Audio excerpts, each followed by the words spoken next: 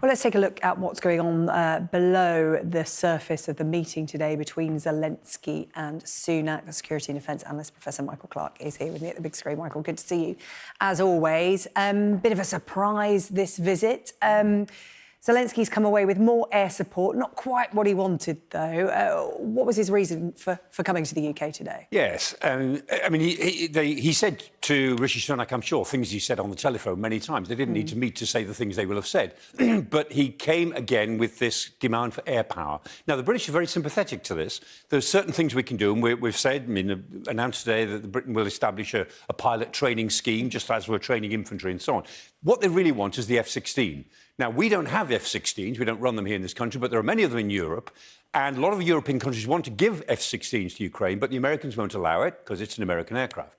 And the reason that they want F-16s is because the balance is changing. There's a sort of microcosm here, if we look at the air battle, because the Ukrainians have been given Storm Shadow. Last week, the British gave them Storm Shadow. There it is, on the top left there, carried under the fuselage of a NATO jet.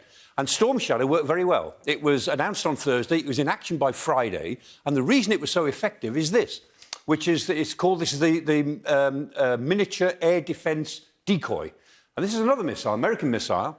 And there's no explosive in it. It's just a decoy. It can make itself look like 3 or 4 aircraft going in different directions. It can make itself look like different missiles. It confuses defences, and it actually opens up a sort of electronic corridor through which Storm Shadow goes.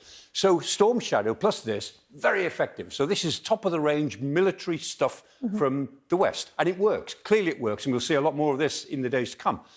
But this is what Zelenskyy is saying. Look, the problem I've got now is this, bottom left. It's a glide bomb. The Russians have worked out that take an old-fashioned bomb, put wings on it, give it a guidance system, and instead of an aircraft just dropping it, it can actually glide about 40 kilometres. So the aircraft doesn't need to come very far into Ukrainian airspace to drop it. And these glide bombs are causing the Ukrainians real problems. And so Zelenskyy is saying, we've got to actually do something about these glide bombs with an air-to-air combat. We need the aircraft, not next year, which is what you're talking about. We need them now to stop the Russians as we're flooding us with cheap, very destructive glide bombs, because we've got to get to the aircraft that are dropping them. Problem with that is that the aircraft that are dropping them are close to Russian airspace and might even be over the other side of Russia's border. So the danger of F-16s is that they'll end up fighting over Russian territory, not just Ukrainian territory. That's why the Americans are so nervous. Yeah, that's the diplomatic part of it all, isn't it? And as President Zelenskyy said today, there are more decisions and more discussions to come as they work towards what he termed a jet coalition, the first time we'd sort of heard that phrase today. And let's talk about what this image behind us here, this meeting at Chequers, what kind of message that sends to the Kremlin today? Exactly so. All the Western leaders are saying, look, these weapons we're sending are only part of a more complex message. We want the Kremlin to understand that we're in this for the long term. And there's a series of meetings coming up, and they want these meetings to have a big impact. So the EU are meeting as part of the Council of Europe meeting this week in Reykjavik, and they're going to be chasing sanctions busters. So they're going to actually tighten sanctions on those companies that are sending stuff indirectly to Russia. They're going to try and put them out of business in some respects. The G7 are meeting in Hiroshima in Japan. They'll be giving the same message. Britain is hosting in June the recovery conference, and Rishi Sunak, I think, spoke about that this morning, said, we're going to really push this conference. The NATO summit in July in Vilnius, that's a critical meeting, leading up to the UN General Assembly in New York in September, at which we'll make the case again to the global south that you've got to come on board with all of this.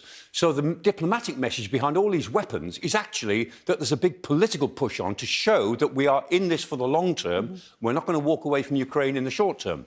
Yeah, long-term diplomatic efforts. Let's talk about what's going on the ground, because, you know, day after day, there's a war going on. It's being ground out. Talk to us about where we're at the moment. Yeah, we're all fed up of looking at this map in a way, but things are moving in Bakhmut. I mean, this is the place where the Ukrainians have decided to at least make some pushback, and they're pushing back in the north at Bodynivka, and they've moved troops in towards Bodynivka, the little villages either side of the centre of Bakhmut, and they've moved troops to Ivanivska and they've taken those areas and they've relieved this is the key road we keep talking about, the T0504, and they've pushed south. They've actually taken some prisoners to the south. There was a little enclave of Russian troops, and they got round them and took them prisoner.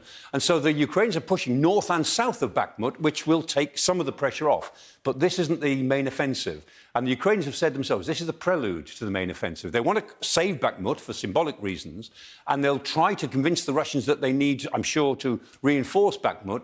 Whether they will or not, we don't know. But this offensive is getting off to a rolling start. So, when you ask me where is the offensive, I'd say ask me in 2 weeks' time.